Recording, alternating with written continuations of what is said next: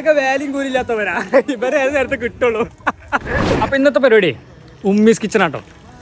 One of the goated food spot in Calicut എന്നുള്ള രീതിയിലൊക്കെ റീലിൽ കിടന്ന് കളിച്ചിട്ടുണ്ട്. അപ്പം നമുക്ക് നോക്കാം എത്രത്തോളം അടിപൊളിയാണ്. പോയോ ഓൺലി ജെന്യൂൻ റിവ്യൂസ്. ഓക്കെ, നോമ്പ് തുറന്നാണ്ടാണ് കേട്ടോ നമ്മൾ ഈ എക്സ്പ്ലോറേഷൻ ഇറങ്ങുന്നത്. And S I always do we gonna pick up boss Amju. നോമ്പ് തുറന്ന സമയമായതുകൊണ്ട് തന്നെ ബീച്ച് സൈഡിലൊക്കെ നല്ല തിരക്കായിരുന്നു കേട്ടോ. അച്ഛനെ ഇനി ഹൈപ്പിനുള്ള വൈബ് ഉണ്ടോ നോക്കാം ഭഗവാനുണ്ട്.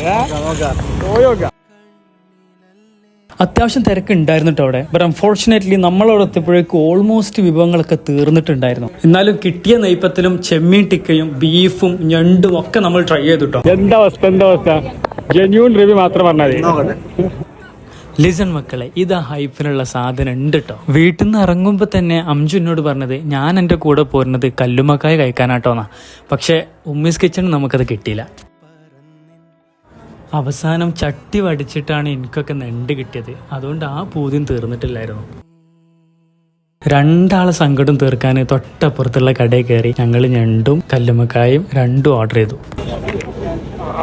മോനെ സീന് അടിക്കൊച്ചാലേ.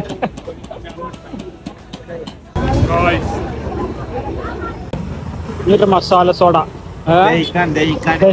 അതാണ് അടി സാധനടി.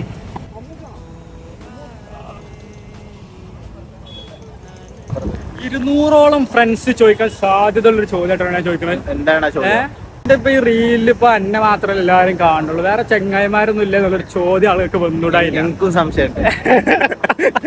അതിന്റെ ഉത്തരം എന്താ വെച്ചാലേ, ഒന്നാമത് ഇവിടെ ആൾക്കാരും നാട്ടിലെ ചെങ്ങായിമാരൊക്കെ പുറത്താ, ഓരോരുത്തർ കോയമ്പത്തൂര് അവിടെ എവിടെ.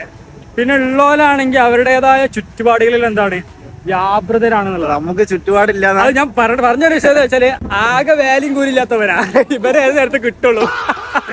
അതിന് സത്യാവസ്ഥ.